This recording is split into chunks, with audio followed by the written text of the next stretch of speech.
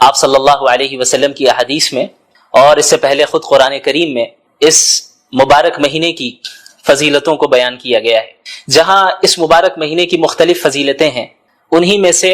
ایک خاص فضیلت اس مہینے کو جو حاصل ہے وہ یہ ہے کہ قرآن کریم کے نزول کی ابتدا اسی مہینے میں ہوئی۔ اسی لیے قرآن کریم میں اللہ رب العالمین نے سورۃ البقرہ میں فرمایا کہ رمضان کا مہینہ ہے جس میں قرآن کریم کو نازل کیا گیا، جو کہ تمام انسانیت کے لیے ہدایت نامہ ہے۔ تو ہمیں اس آیت سے معلوم چلا کہ رمضان کے مہینے کا قرآن کریم سے اور قرآن کریم کا رمضان کے مہینے سے ایک گہرا تعلق ہے،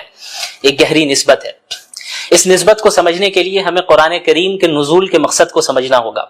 کہ آخر قرآن کریم کے نزول کی ضرورت ہی کیا تھی، اور اللہ رب العالمین نے اپنے آخری نبی محمد الرسول اللہ صلی اللہ علیہ وسلم پر اس مبارک کلام کو کیوں نازل کیا۔ اس کا جواب بھی قرآن کریم میں ہی موجود ہے۔ اللہ رب العالمین نے فرمایا کتاب انزلناہ الیک مبارک لیدبروا آیاتہ ولیتذکر اولو الالباب، کہ یہ وہ مبارک کتاب ہے جسے ہم نے نازل کیا تاکہ لوگ اس مبارک کتاب میں تدبر کر سکیں، غور و فکر کر سکیں، اور عقل والے اس سے نصیحت حاصل کر سکیں۔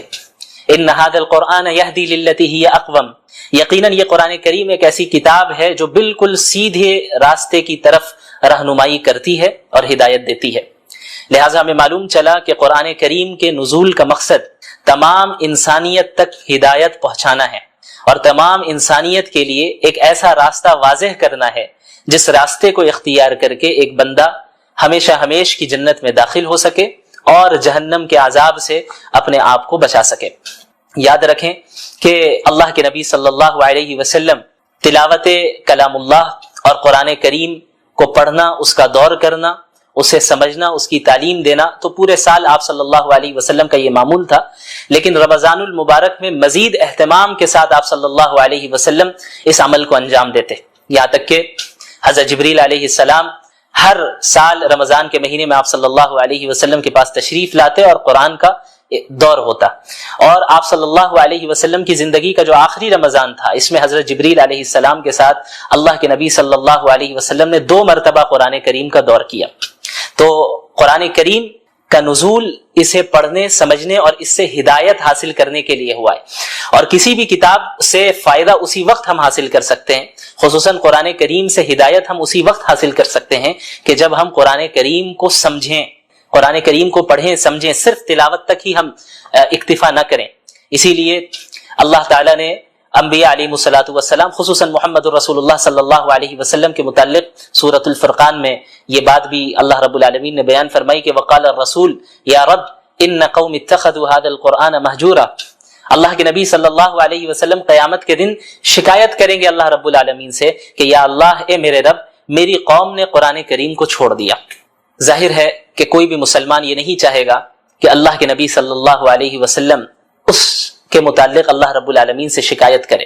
لہٰذا ہر مسلمان پر لازم ہے کہ قرآن کریم کے جو حقوق ہیں ان حقوق کی ادائیگی کرے۔ وہ حقوق کیا ہیں؟ مختصراً میں بیان کر دوں کہ علماء کرام نے قرآن کریم کے تقریباً 6 حقوق بیان کیے ہیں۔ سب سے پہلا حق تو یہ ہے کہ پورے قرآن کریم پر ایمان لانا کہ اللہ رب العالمین نے اس کلام کو نازل کیا ہے، اس کے الفاظ بھی اللہ کے ہیں، اس کے معنی بھی اللہ کے ہیں، اور اس میں کسی بشر کے کلام کا کوئی دخل نہیں، کسی مخلوق کے کلام کا کوئی دخل نہیں۔ سورۃ الفاتحہ سے لے کے سورۃ الناس تک ایک ایک آیت بلکہ ایک ایک حرف اللہ رب العالمین کی جانب سے نازل کردہ ہے، اور اس کی اتباع کرنا قیامت تک کے لوگوں کے لیے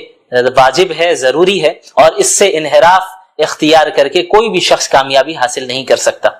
قرآن کریم کا دوسرا حق ہے اس کی تعظیم کرنا، کہ چونکہ یہ ایک مقدس کتاب ہے، یہ اللہ کا کلام ہے، یہ کسی عام انسان کا کلام نہیں ہے، کسی مخلوق کا کلام نہیں ہے، یہ اللہ رب العالمین کے ڈیوائن ورڈز ہیں، یہ اللہ رب العالمین کے الفاظ ہیں، اس کے معنی ہیں، اور اس کی طرف سے نازل کردہ کلام ہے۔ لہٰذا اس کلام کی اس طرح تعظیم کی جائے جس طرح تعظیم کرنا رسول اللہ صلی اللہ علیہ وسلم نے ہمیں سکھایا ہے۔ اسی طرح قرآن کریم کا جو تیسرا حق ہے وہ قرآن کریم کی تلاوت کرنا ہے، چاہے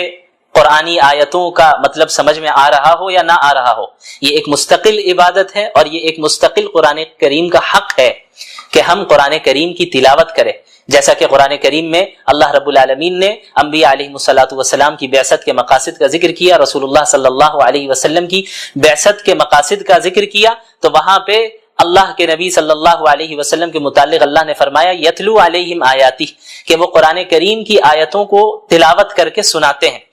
اس کی تعلیم بھی دیتے ہیں اور اس کی تلاوت بھی کرتے ہیں۔ تو تعلیم کو الگ ذکر کیا گیا اور تلاوت کو الگ سے ذکر کیا گیا، جس سے معلوم چلتا ہے کہ قرآن کریم کی تلاوت کرنا، چاہے وہ سمجھ میں آئے یا نہ آئے، یہ ایک مستقل عبادت اور یہ قرآن کریم کا ایک مستقل حق ہے۔ اسی طریقے سے قرآن کریم کا جو چوتھا حق ہے اور بہت اہم حق ہے وہ ہے قرآن کریم کو سمجھنا، کیونکہ قرآن کریم کا نزول محض تلاوت کے لیے نہیں ہوا، قرآن کریم کا نزول محض رقیہ کرنے کے لیے نہیں ہوا، قرآن کریم کا جو نزول ہوا ہے وہ اس میں تدبر کرنے کے لیے ہوا ہے، جیسا کہ اللہ نے فرمایا کتاب انزلناہ الیک مبارک لیدبروا آیاتہ، کہ ہم نے اس مبارک کتاب کو آپ پر نازل ہی اس لیے کیا ہے تاکہ لوگ اس میں تدبر کریں، غور و فکر کریں۔ لہٰذا یہ ہر مسلمان کی ذمہ داری ہے کہ اپنے رب کے کلام کو سمجھیں، سیکھیں، اور خصوصاً رمضان المبارک میں قرآن کو پڑھنے، اس کی تلاوت کرنے اور اس کو سمجھنے کا اہتمام کریں، کثرت کے ساتھ کریں، چونکہ اس مہینے کا قرآن کریم سے بڑا گہرا تعلق ہے۔ اسی طرح قرآن کریم کا جو چوتھا حق ہے وہ ہے قرآن کریم پر عمل کرنا، چونکہ دین اسلام محض ایک آئیڈیولوجی نہیں ہے، محض ایک فکر نہیں ہے یا کوئی فلسفہ نہیں ہے کہ جسے کسی نے پیش کر دیا اور جس کا عملی زندگی سے کوئی تعلق نہیں ہے، بلکہ قرآن کریم ایک پریکٹیکل زندگی گزارنے کی ہدایت کرتا ہے اور اس میں رہنمائی کرتا ہے کہ ایک مسلمان اپنی زندگی کو کس طرح گزارے، ایک انسان اپنی جلوت کو اور اپنی خلوت کو کس طرح گزارے، پبلک لائف اور پرائیویٹ لائف میں کس طرح لوگوں کے ساتھ معاملات کریں، اس کا اللہ کے ساتھ کس طرح تعلق ہو، اس کا اپنے نفس کے ساتھ کس طرح تعلق ہو، ان ساری چیزوں کے متعلق قرآن کریم رہنمائی کرتا ہے۔ لہٰذا یہ ضروری ہے کہ ہم قرآن کے اس پانچویں حق کو بھی ادا کریں جو کہ ہے قرآن کریم پر عمل کرنا، قرآن کریم پر عمل کرنا۔ اور جب ایک انسان قرآن کریم پر عمل کرے گا اسی کے متعلق اللہ رب العالمین نے کامیابی اور نعمتوں کا وعدہ کیا ہے، جیسا کہ کئی جگہ آپ کو قرآن کریم میں اس کا ذکر ملے گا، ان الذین آمنوا وعملوا الصالحات، الذین آمنوا وعملوا الصالحات، جنہوں نے ایمان لایا اور جنہوں نے نیک اعمال کیے، یعنی قرآن کریم پر عمل کیا۔ لہٰذا عمل کرنا یہ قرآن کریم کا پانچواں حق ہے اور بہت اہم حق ہے۔ اسی طرح قرآن کریم کا جو چھٹا حق ہے جو کہ علماء کرام نے بیان کیا ہے اور یہ بھی بہت اہم ہے، ان حقوق میں سے ہر ایک حق اپنی جگہ پہ اہمیت کا حامل ہے اور ان سب کو ادا کرنا ضروری ہے۔ جو چھٹا حق ہے قرآن کریم کا وہ ہے اس قرآن کریم کی تبلیغ کرنا۔ یا ایھا الرسول بلغ ما انزل الیک من ربک، یہ حکم سب سے پہلے اللہ رب العالمین نے محمد رسول اللہ صلی اللہ علیہ وسلم کو دیا اور محمد رسول اللہ صلی اللہ علیہ وسلم کے واسطے سے تمام امت مسلمہ کو دیا۔ اللہ رب العالمین نے فرمایا کہ اے رسول، آپ کے رب کی طرف سے جو کچھ آپ پر نازل ہو رہا ہے اس کی تبلیغ کریں، اسے دوسروں تک پہنچائے، کیونکہ دین اسلام محض کوئی نسلی مذہب نہیں ہے جس طرح یہودیت ہے جو کہ ایک نسلی مذہب ہے۔ قرآن کریم اور دین اسلام اس طرح نہیں ہے۔ دین اسلام کا دروازہ تو ہر ایک کے لیے کھلا ہے، جو بھی ایمان قبول کر لے، جو بھی اسلام میں داخل ہو جائے، جو بھی قرآن کو سچا کلام مان لے، جو بھی صحیح عقائد اختیار کر لے، اعمال صالحہ کرے، اس کے لیے جنت کا وعدہ ہے، اس کے لیے اللہ کی نعمتوں کا وعدہ ہے۔ تو یہ جو امت ہے، امت مسلمہ، یہ امت دعوت ہے، جیسا کہ سورۃ البقرہ میں اللہ نے فرمایا کنتم خیر امت اخرجت للناس، کہ تم وہ امت ہو جسے تمام انسانوں کے لیے نکالا گیا، محض مسلمانوں کے لیے نہیں، محض مخصوص خاندان کے لیے نہیں، محض مخصوص علاقے والوں کے لیے نہیں، للناس، اللہ نے فرمایا کہ تمام انسانیت کے لیے اللہ رب العالمین نے اس امت کو بھیجا ہے۔ تأمرون بالمعروف وتنہون عن المنکر، کہ تم انہیں نیکیوں کا حکم دو اور برائیوں سے روکو، وتؤمنون باللہ، اور تم ایک اللہ پر ایمان رکھو۔ لہٰذا قرآن کریم کا یہ چھٹا حق ہے کہ ہم قرآن کریم کی تبلیغ اور اس کی اشاعت کریں، تمام اقوام عالم تک قرآن کریم کے پیغام کو پہنچائیں اور اس فریضے کو ادا کریں جو فریضہ اللہ کے نبی صلی اللہ علیہ وسلم کو اللہ تعالیٰ نے دیا اور اللہ تعالیٰ کے نبی صلی اللہ علیہ وسلم نے خصوصاً حجۃ الوداع کے موقع پہ امت مسلمہ کو سونپا، اور آپ صلی اللہ علیہ وسلم نے فرمایا تھا کہ فَلْيُبَلِّغِ الشَّاهِدُ الْغَائِبُ، تم میں سے جو بھی موجود ہے میری بات ان تک پہنچا دے جو یہاں پر موجود نہیں ہے۔ تو یہ سلسلہ تبلیغ کا اور قرآن کریم کی اشاعت کا عہد نبوی سے جاری رہا، یہاں تک کہ آج اس صدی میں بھی ہم تک اسی طرح قرآن کریم پہنچا، اپنی تمام تفصیلات کے ساتھ، تمام تفسیر کے ساتھ، تمام تشریح کے ساتھ، اور اب یہ ہماری ذمہ داری ہے کہ قیامت تک کے لوگوں کے لیے ہم اسے جاری رکھیں اور اس کے پیغام کو عام کریں۔ تو جب ہم قرآن کریم کے نزول کے حقیقی مقاصد کو سمجھیں گے اور قرآن کے حقوق کو سمجھیں گے تو قرآن کریم کے ساتھ وقت گزارنے میں بھی ہمیں لذت محسوس ہوگی۔ خصوصاً رمضان کا مہینہ بہت ہی بابرکت مہینہ ہے، جس میں عبادتوں کی جو نیکیاں ہیں، جو اس کا ثواب ہے، وہ بہت بڑھ جاتا ہے۔ اور اللہ کے نبی صلی اللہ علیہ وسلم تو اس رمضان کے مہینے کی راتوں میں تلاوت کا اہتمام فرمایا کرتے تھے، نمازوں کی شکل میں، قیام اللیل کی شکل میں، تراویح کی شکل میں، تہجد کی شکل میں آپ صلی اللہ علیہ وسلم پڑھتے، صحابہ کرام پڑھتے۔ اور رمضان المبارک میں ہمارے سلف صالحین میں کتنے ایسے گزرے ہیں جنہوں نے کئی مرتبہ قرآن کریم کو ایک مہینے میں پڑھا، اور صرف پڑھا ہی نہیں بلکہ اس کو سمجھا، اس میں تدبر کیا، اس سے نصیحتیں حاصل کی، عبرتیں حاصل کی۔ لہٰذا ہماری یہ ذمہ داری ہے کہ رمضان المبارک کو ہم اس طرح گزاریں جس طریقے سے اللہ کے نبی صلی اللہ علیہ وسلم نے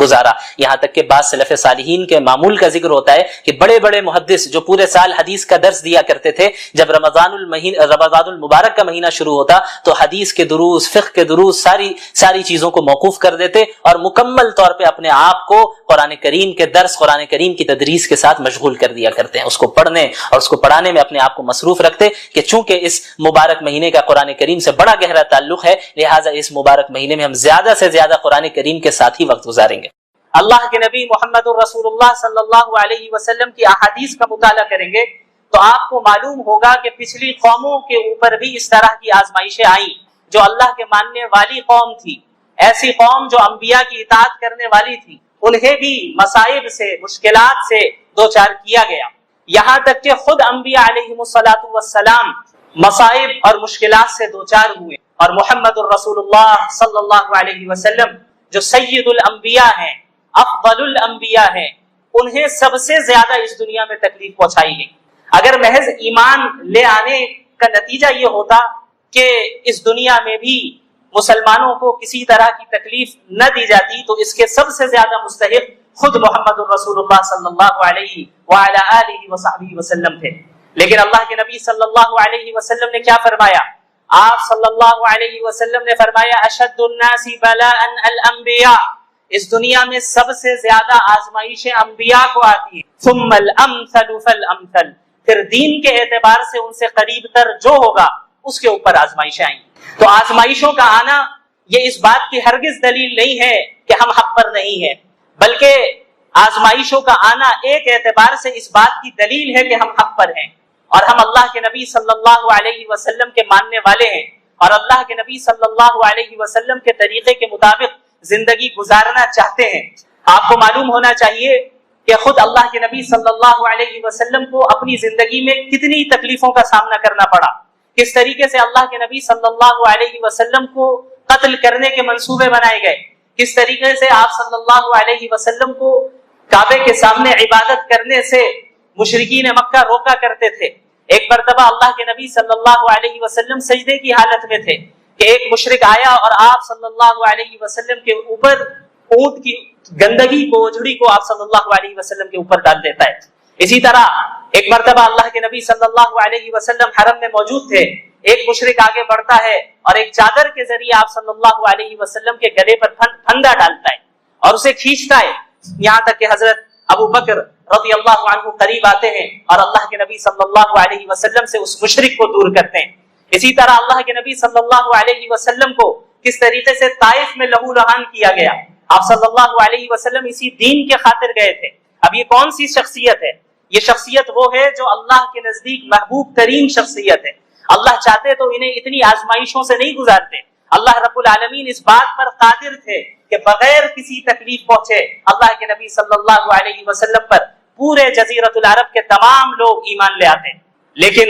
اللہ کے نبی صلی اللہ علیہ وسلم کو بھی آزمائشوں سے گزارا گیا۔ کیوں؟ تاکہ قیامت تک کی امت کے لیے وہ ایک نمونہ بن سکے، قیامت تک کی امت کے لیے وہ ایک رول ماڈل بن سکے، امت نصیحت حاصل کر سکے کہ ان مواقع میں اللہ کے نبی صلی اللہ علیہ وسلم کی سنت کیا رہی، ان حالات میں اللہ کے نبی صلی اللہ علیہ وسلم نے کس طرح مشرکین کے ساتھ ڈیل کیا، ان حالات میں اللہ کے نبی صلی اللہ علیہ وسلم نے مسلمانوں کو کس طرح تیار کیا، منظم کیا. چونکہ آپ صلی اللہ علیہ وسلم کو قیامت تک کے لوگوں کے لیے نمونہ بنانا تھا، اسی لیے اللہ کے نبی صلی اللہ علیہ وسلم کو بھی ان آزمائش سے گزارا گیا، ان آزمائشوں سے گزارا گیا. 3 سال تک مشرکین مکہ نے شعب ابی طالب میں اللہ کے نبی صلی اللہ علیہ وسلم، مسلمان اور آپ کے خاندان والوں کا مکمل سوشل بائیکاٹ کیا، مکمل سوشل بائیکاٹ کیا، یہاں تک کہ مسلمانوں کے بچے ایک ایک دانے کے لیے ترس رہے تھے. یہ صورتحال گزری رسول اللہ صلی اللہ علیہ وسلم پر، اور آپ صلی اللہ علیہ وسلم کے صحابہ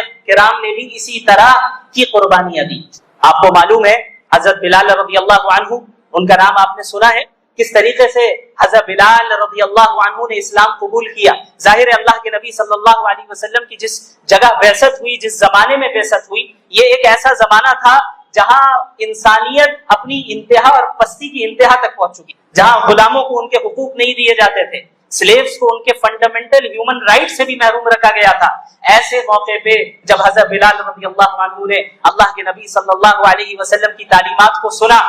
کہ یہ غلام تمہارے بھائی ہیں، انہیں وہی کھلاؤ جو خود کھاتے ہو، انہیں وہی پہناؤ جو خود پہنتے ہو، انہیں اتنا بوجھ نہ دو کہ وہ اسے پورا نہ کر پائے، اور اگر کوئی بھاری کام دینا بھی پڑ جائے تو تم خود ان کا تعاون کرو. اللہ کے نبی صلی اللہ علیہ وسلم کی ایسی تعلیمات جن کو سن کر حضرت بلال رضی اللہ عنہ اسلام کی طرف مائل ہوئے اور دل و دماغ میں ایمان راسخ ہو گیا. یہاں تک کہ ان کا جو مالک تھا حضرت بلال رضی اللہ عنہ کو چلچلاتی دھوپ میں تپتی ہوئی ریت کے اوپر رکھتا. مکہ المکرمہ کی گرمی سے ہم سب واقف ہیں، جو بھی وہاں گئے ہیں جانتے ہیں کہ کس طرح کی شدید گرمی ہوتی ہے. وہاں کی تپتی ہوئی ریت کے اوپر حضرت بلال رضی اللہ عنہ کو رکھا جاتا اور ان کے سینے کے اوپر بھاری پتھر رکھا جاتا اور بار بار یہ کہا جاتا کہ تم محمد کے اتباع سے پیچھے ہٹو. اور وہ کیا کہتے؟ احد احد، صرف ایک اللہ، صرف ایک اللہ. آخر کیا چیز تھی جو حضرت بلال رضی اللہ عنہ کے اندر داخل ہو گئی تھی؟ ایک ایسی چیز جو انہیں دنیا کی ہر طرح کی تکلیفوں کو جھیلنے کے لیے تیار کر رہی تھی اور انہیں مضبوطی دے رہی تھی، انہیں طاقت دے رہی تھی. حضرت سمیہ رضی اللہ عنہا جو اسلام کی سب سے پہلی شہیدہ ہے، کس طریقے سے، کس بے دردی کے ساتھ اور بے رحمی کے ساتھ انہیں شہید کیا گیا. ان کی شرمگاہ میں نیزہ مارا گیا اور انہیں شہید کر دیا گیا. حضرت مصعب بن عمیر رضی اللہ عنہ یہ صحابی رسول ہیں. آپ کو معلوم ہوگا کہ اسلام لانے سے پہلے کافی مالدار تھے اور 200 درہم کا کپڑے پہنا کرتے تھے اور کافی قیمتی خوشبو اور عطر کو استعمال کیا کرتے تھے. بڑی لگژریس لائف گزارتے تھے، ناز و نعام میں پلنے والے تھے. لیکن جب انہوں نے اسلام قبول کر لیا ان کی زندگی میں انقلاب آ گیا. ایک انسان، ہم اور آپ اپنے اوپر ذرا غور کریں، ہم اپنے کمفرٹ زون سے باہر نہیں آنا چاہتے. ہمیں اپنی زندگی میں ذرا سی تکلیف آ جائے تو ہم اللہ سے شکایت کرتے ہیں، ذرا سی تکلیف آ جائے تو ہم یہ شکایت کرتے ہیں کہ ہمارے ہی ساتھ ایسا کیوں ہوا. حضرت مصعب بن عمیر کے بارے میں سنیے. حضرت مصعب بن عمیر رضی اللہ عنہ وہ ہے جو کافی مالدار تھے. انہوں نے جب اسلام قبول کیا تو ان کے جو چچا تھے انہوں نے ان سے کہا کہ تم اگر اپنے باپ کے دین کو چھوڑ رہے ہو تو پھر یہ جو مال تمہیں حاصل ہے یہ بھی تمہارے باپ کا ہی کمایا ہوا مال ہے، لہٰذا تمہیں اسے چھوڑنا ہو. انہوں نے یہ بات اس لیے کہی کہ شاید مصعب بن عمیر رضی اللہ عنہ ان کی اس بات سے ڈر جائیں، چونکہ زندگی پر لگژریس لائف میں رہے اور اب سارے مال و دولت چھیننے کی بات ہو رہی ہے تو شاید وہ محمد رسول اللہ کی اتباع سے پیچھے ہٹ جائیں. لیکن ایسا نہیں ہوا. حضرت مصعب بن عمیر رضی اللہ عنہ نے سارے مال کو، ساری دولت کو وہیں چھوڑ دیا، یہاں تک کہ ان کے چچا نے کہا کہ جو کپڑے تم پہن کر ہو یہ بھی چھوڑ کر جاؤ. حضرت مصعب بن عمیر رضی اللہ عنہ نے ان کپڑوں کو بھی اتار دیا اور بالکل برہنہ ہو کر اپنی ماں کے پاس پہنچتے ہیں. ان کی ماں دیکھتی ہے اور وہ رونے لگتی ہے کہ مصعب یہ کیا ہو گیا، یہ کس حال میں تم آئے؟ وہ کہتے ہیں کہ میری ماں، میں موحد ہو گیا ہوں، میں محمدی ہو گیا ہوں، اب مجھے مال و دولت کی کوئی فکر نہیں، اب مجھے اتباع رسول کی فکر ہے، اب مجھے اس دین کی تبلیغ کی فکر ہے، اب مجھے اس دین کو تمام اقوام عالم تک پہنچانے کی فکر ہے، اب مجھے جنت کی فکر ہے، اب مجھے اس عارضی ٹیمپرری لائف کی فکر نہیں ہے جہاں زندگی چند سالہ زندگی ملتی ہے جس کی بھی کوئی گارنٹی نہیں ہوتی. آج کل نوجوان بھی بڑی تیزی کے ساتھ اس دنیا سے رخصت ہو رہے ہیں، کب کس کو موت آ جائے یہ نہیں پتا. صحابہ کرام کے اندر ایمان راسخ ہو گیا تھا، اس طریقے سے کہ اللہ کے نبی صلی اللہ علیہ وسلم کی صحبت انہوں نے اختیار کی، اور آپ صلی اللہ علیہ وسلم پر نازل ہونے والا کلام جو قرآن کریم ہے اس کو پڑھا، اس کو سمجھا، اور آپ صلی اللہ علیہ وسلم کے ذریعے دنیا کے حقیقی کانسیپٹ کو انہوں نے سمجھ لیا، اور آخرت کے حقیقی کانسیپٹ کو بھی سمجھا کہ ہم اس دنیا میں کیوں آئے۔ یہی معاملہ تمام صحابہ کرام کے ساتھ رہا۔ سلف صالحین میں آپ کو سینکڑوں واقعات ایسے مل جائیں گے جہاں علماء کرام نے، فقہاء اعظام نے دین کے خاطر قربانیاں دی ہیں۔